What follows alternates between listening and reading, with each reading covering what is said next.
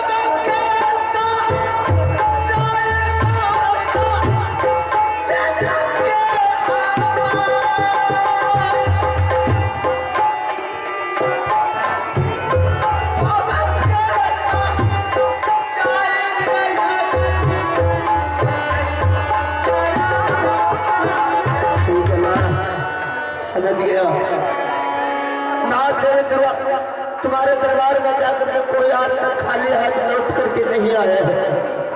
आज मैंने तुझे झोली फैला करके मैं अपने बच्चे के भीख मांग रहा, तो माँ तू मेरे बच्चे को भीख नहीं दे रही। माँ अगर मेरा बच्चा तुम्हारे साथ कोई ऐसा गलती किया तो तुम मुझे मार के ले जाती, लेकिन मासूम बच्चे को तुमने मार कर अच्छा नहीं किया। माँ ठीक है कोई बात नहीं, अगर किसी दिन का बदला ले रही है तो वो भी बता, मैं अपना खून देने के लिए तुझे तैयार है।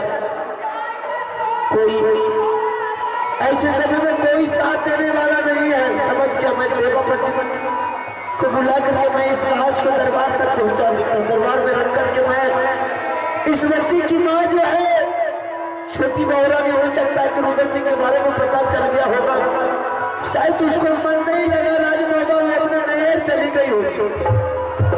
और इस बच्चे को अगर अकेले में चलाते हैं तो कल मेरे ऊपर कलंक का टीका लग जाएगा, इसलिए मैं जा रहा हूँ इसकी माँ को बुला कर खिलाने के लिए।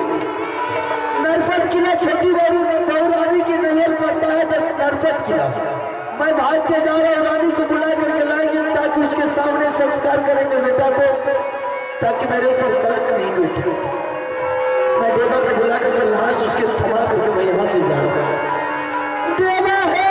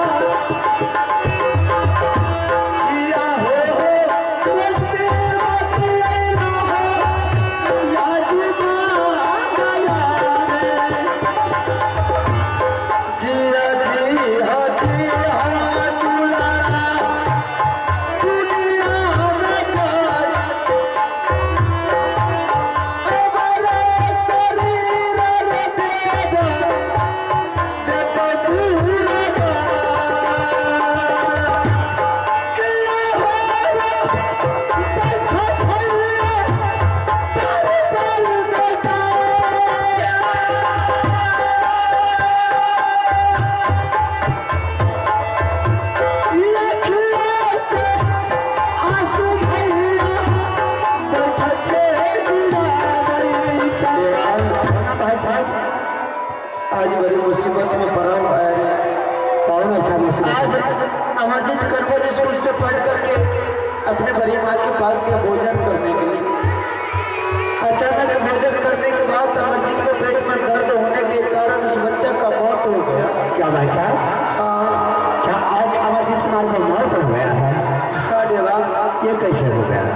अरे ईश्वर का देन ये जो कर रहे सब ठीक कर रहे, लेकिन देवा तुम इस लाश के दरबार में तुम रख करके कुछ देर के लिए इसको पहरेदारी करना। मैं चाह रहा हूँ यहाँ से छोटी बहू रानी के नैहर जाके नरवर गिला पड़ता है, मैं छोटी बहू रानी को बुला करके लाएंगे राजमाता, उसके बाद बेटा को संस्कार करेंगे उसके आंखों के सामने, ताकि हम दोनों के ऊपर कोई कलंक न आ जाए।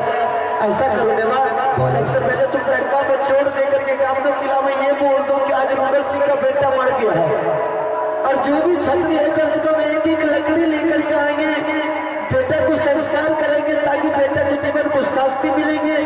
और तब तक मैं यहाँ से भाग कर जा रहा हूँ और यूं ही जाएंगे, अब बहुत जल्द कर लौट करके आ जाए। क्या है साहब, आपने ऐसा वचन मुझे सुनाया, मुझे तो दिल में चोट लग गया है, क्योंकि भगवान दो नहीं चार, सिर्फ एक पुत्र बाबू मुलाजिम को दिया था, लेकिन उन्हें भी कहते आप मर गया है, ये कैसे हो गया? ठीक है भाई साहब, आप जैसे भी मुझे फरमाइएगा मैं वैसा ही करूंगा।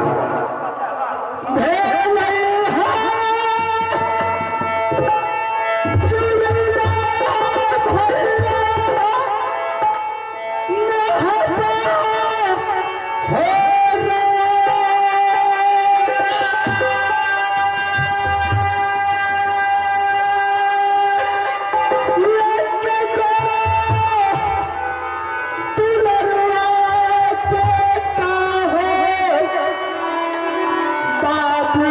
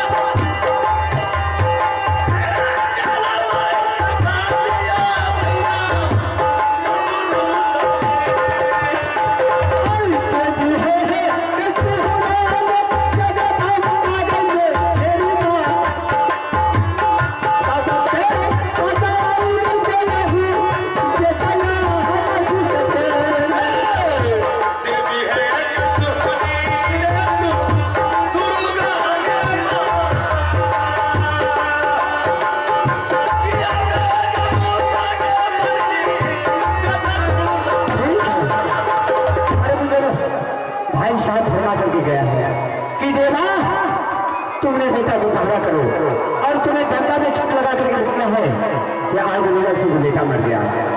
तब तक के लिए मैं यहाँ से नर्वस मिला जा रहा हूँ छोटी रानी को पता लगाने के लिए। ठीक है, अगर मैं यहाँ कैंप लगाता हूँ इस बीच में भानु फूला आ गई, चाहे बाबू नीरज सिंह आ गया तो अब बोलेंगे कि मेरा बेटा कौन मारा है, इसे वाला है हमने गंगा में चोट लगा कर यहाँ से जगह छोड़ रहा हूँ।